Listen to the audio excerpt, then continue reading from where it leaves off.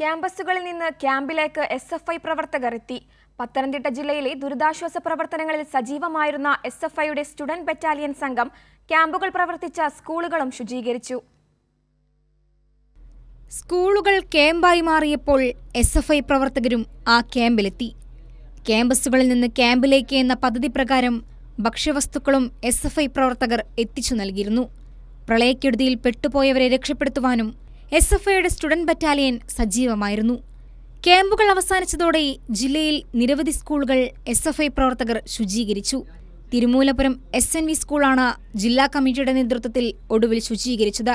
ഇവിടെ മാത്രം 100 student battalion പ്രവർത്തകർ ഈ പ്രവർത്തനങ്ങളുമായി ബന്ധപ്പെട്ടുകൊണ്ട് ഇന്നിപ്പോൾ ഈ സ്കൂൾ ഏറ്റവും നന്നായി ശുചീകരിച്ച് നാളെ വിദ്യാർത്ഥികൾക്ക് പഠനത്തിന് ആവശ്യമായ നിലയിലേക്ക് എല്ലാ ക്രമീകരണങ്ങളും നൽകി ക്ലാസ് കഴുകി വൃത്തിയാക്കി അവർക്ക് ബെഞ്ചും ഡെസ്കും എല്ലാം യഥാക്രമം ആസ്ഥാനങ്ങളിലേക്ക് നൽകിക്കൊണ്ട് ഏറ്റവും നന്നായി സ്റ്റുഡന്റ് ബറ്റാലിയന്റെ പ്രവർത്തനം നമ്മൾ ഏറ്റെടുത്തുകൊണ്ടിരിക്കുന്ന സ്ഥിതിയാണ് ഇപ്പോൾ നിലവിലുള്ളത്. എസ്എഫ്ഐയുടെ പ്രവർത്തനം മികച്ചതെന്ന് സ്കൂൾ അധികൃതരും. വിദ്യാർത്ഥികളുടെ പ്രവർത്തനം വളരെ മികച്ചതാണ്. ഞങ്ങൾ വാർഡ് മെമ്പറിനോടാണ് പറഞ്ഞത്. അപ്പോൾ ആദ്യം മുനിസിപ്പാലിറ്റിയിൽ നിന്ന് ചെയ്തു തരുമെന്നാണ് പറഞ്ഞത്. പക്ഷേ പിന്നീടാണ് കുഞ്ഞുങ്ങളാണ് വരുന്നത്, SFI കുഞ്ഞുങ്ങളാണ് വരുന്നതെന്ന് അറിഞ്ഞത്. പഠനവും പോരാട്ടവും തുടരുകയാണ് SFI പ്രവർത്തകർ. കൈരളി ന്യൂസ്, പത്തനംതിട്ട.